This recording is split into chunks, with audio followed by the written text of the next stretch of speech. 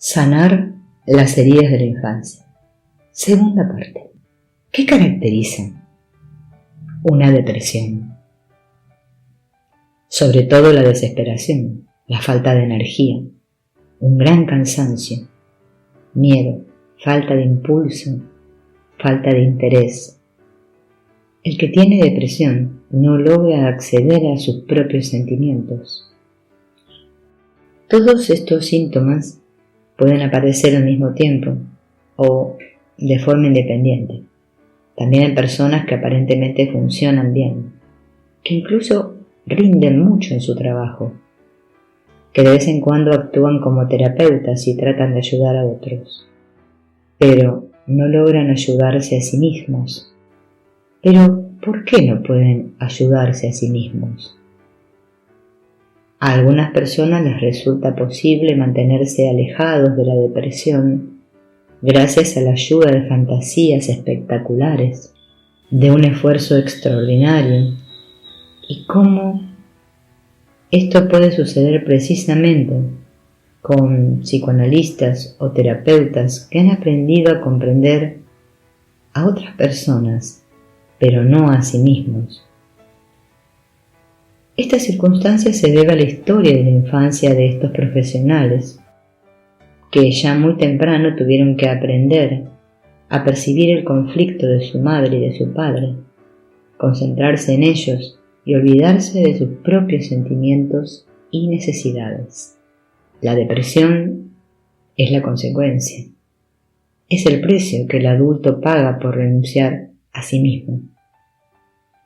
Siempre ha tenido que preguntarse qué es lo que los otros necesitan de él, y por esa razón no solo descuida sus sentimientos y sus necesidades más profundas, sino que ni siquiera es capaz de reconocerlas. Pero el cuerpo sí las reconoce e insiste en que la persona experimente sus sentimientos reales y auténticos y se permita expresarlos. Esto que parece tan elemental no lo es para aquellas personas a quienes sus padres usaron cuando eran niños para satisfacer sus propias necesidades. De esta manera muchas personas pierden completamente a lo largo de su vida el contacto con el niño que fueron.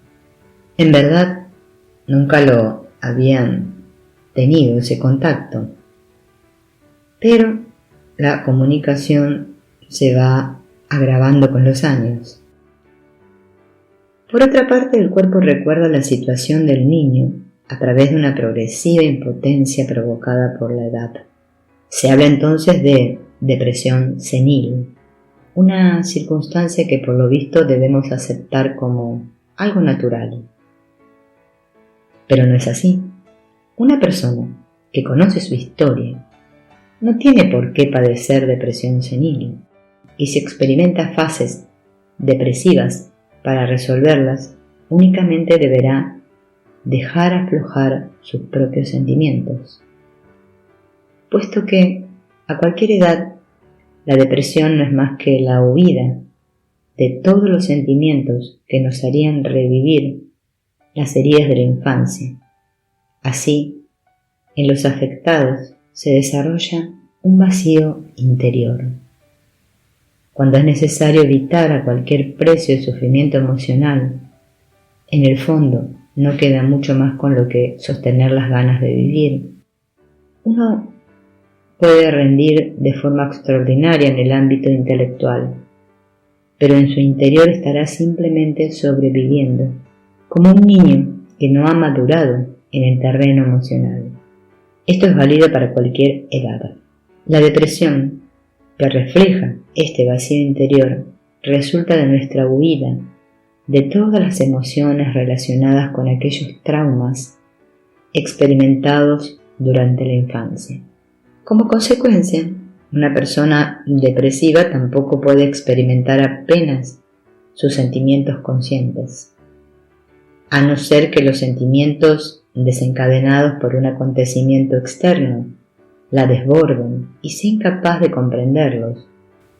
porque no conoce la verdadera historia de una infancia sin idealizar, y experimenta entonces esta irrupción emocional como una catástrofe repentina. Entonces, nos sometemos a una terapia, pero a veces a las equivocadas. Buscamos una clínica psicoterapéutica, escuchamos una y otra vez que no debemos recurrir a la infancia, que no es allí donde encontraremos las respuestas, que deberíamos olvidar todo de una vez y adaptarnos a la nueva situación. También en este tipo de clínicas se evita que los pacientes se emocionen, para lo cual prohíben las visitas de sus familiares o allegados, precisamente porque su gran impacto emocional podría ser positivamente estimulante, puesto que las emociones no perjudican, sino que al contrario, ayudan. Esto aún no ha tenido mucha aceptación por parte de las clínicas. Hay una historia, la historia de Paul Celan, que nos permite comprender las trágicas consecuencias que tales medidas tienen en la vida del individuo a través de la lectura de las cartas que se escribían entre él y su esposa. Cuando a Paul se le prohibió recibir las visitas de su mujer en la clínica, se intensificó su soledad y con ella su enfermedad. También está el caso del rey Luis II de Baviera, que ejemplifica el caso espectacular de alguien que inconscientemente pregonó su soledad al mundo, contando la historia de su infancia. Él construyó majestuosos castillos que nunca usó. En uno de ellos permaneció durante 11 días, en los otros ni uno solo. Estos maravillosos castillos se construyeron con el mayor cuidado y los procedimientos técnicos más avanzados. Innumerables turistas los visitan hoy en día y son admirados por unos y ridiculizados por otros. Al rey, en su vida, le diagnosticaron esquizofrenia, un diagnóstico que se mantiene hasta el día de hoy y que realmente no sirve para explicar nada, o que viene a decir que un comportamiento absurdo es la consecuencia de una enfermedad genética, por lo que no aporta ninguna información. Los visitantes provistos de estas informaciones confusas pasean por las salas de los lujosos castillos que un rey enfermo mandó construir con el dinero de sus súbditos. Pero hasta ahora parece que nadie se ha preguntado qué sucedió en el umbral de esa vida. ¿Por qué construía este hombre castillos en los que no vivía? ¿Qué quería decir con ello? ¿Querría contar la historia que su cuerpo había conservado y conocía muy bien, pero que su conciencia había eliminado porque está prohibido acusar a los padres?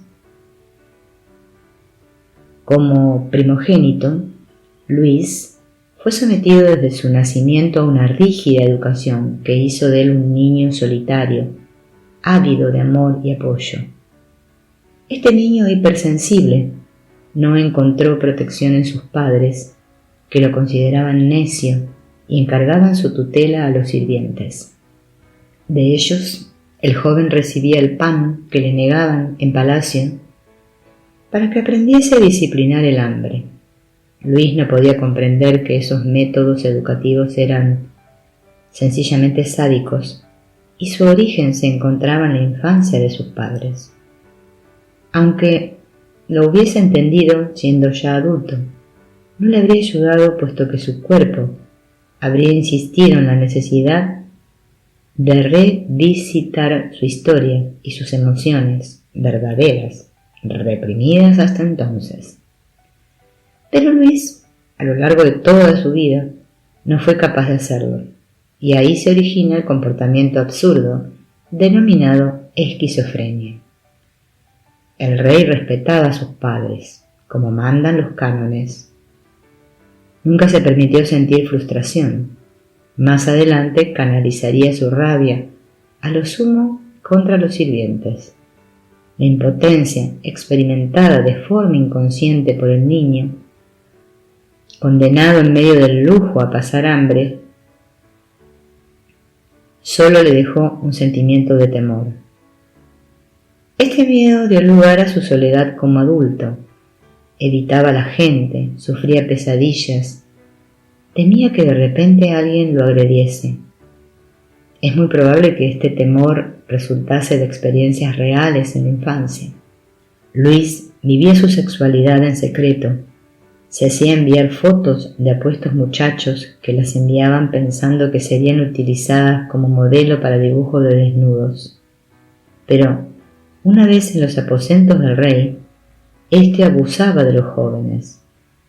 No es frecuente que estos abusos y engaños sucedan si el que los comete no ha sido a su vez víctima de ellos, por lo que resulta evidente que debemos concluir que Luis sufrió abusos cuando era un niño. Esto no tuvo que suceder forzosamente en el ámbito de la propia familia. Por los apuntes del médico del palacio, se sabe que el daño ocasionado por el personal al rey Luis durante su infancia no tendría que haber derivado en esquizofrenia si Luis hubiese encontrado a alguien que lo hubiese ayudado a reconocer la cruel actitud de sus padres y protegerse contra ella.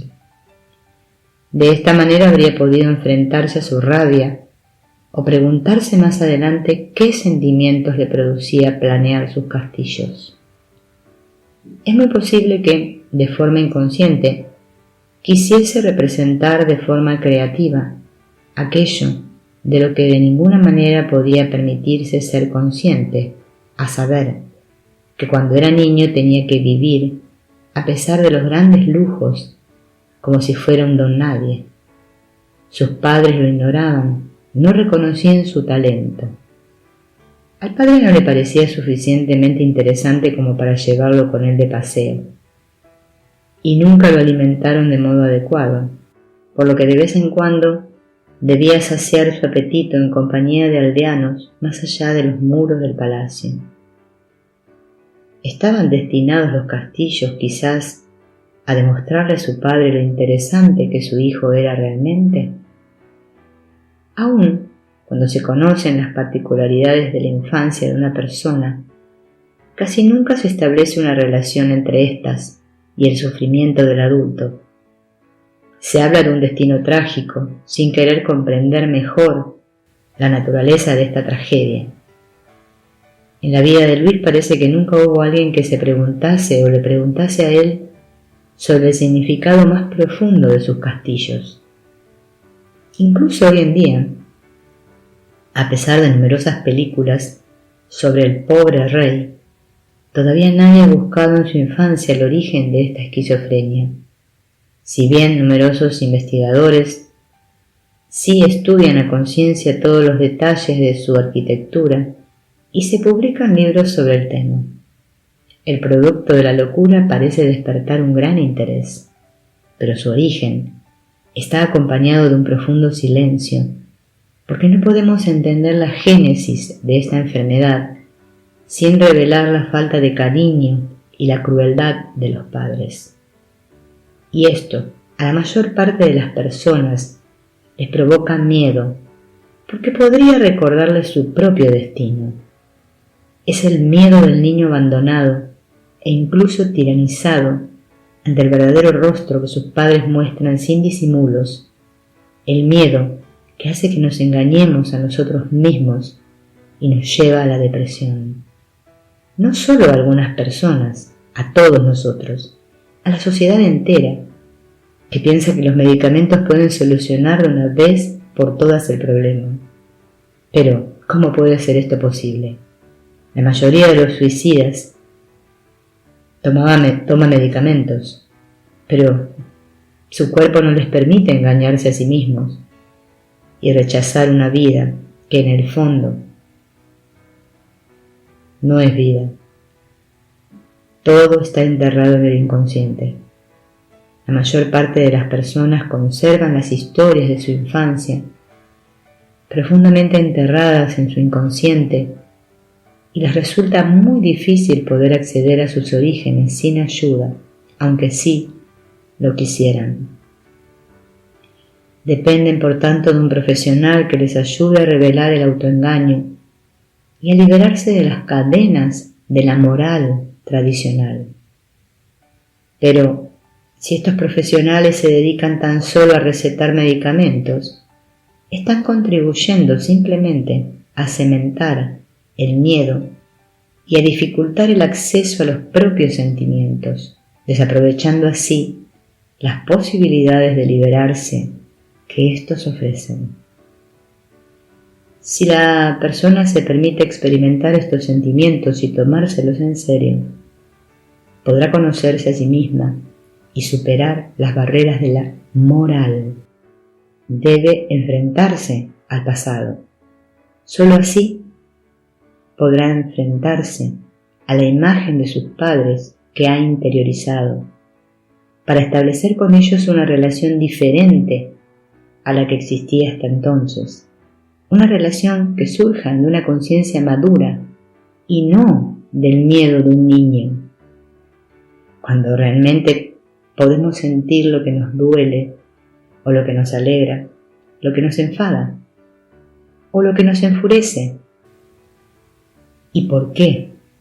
Cuando sé lo que necesito y lo que no deseo de ninguna manera, entonces me conozco lo suficiente para ser capaz de amar mi vida y de encontrarlo interesante, independientemente de la edad o de mis circunstancias sociales. Entonces no tendré necesidad de acabar con mi vida, a no ser que el envejecimiento o la progresiva debilidad de mi cuerpo me sugieran tales pensamientos. Pero incluso entonces, una persona sabe que ha vivido su propia vida, su verdadera vida.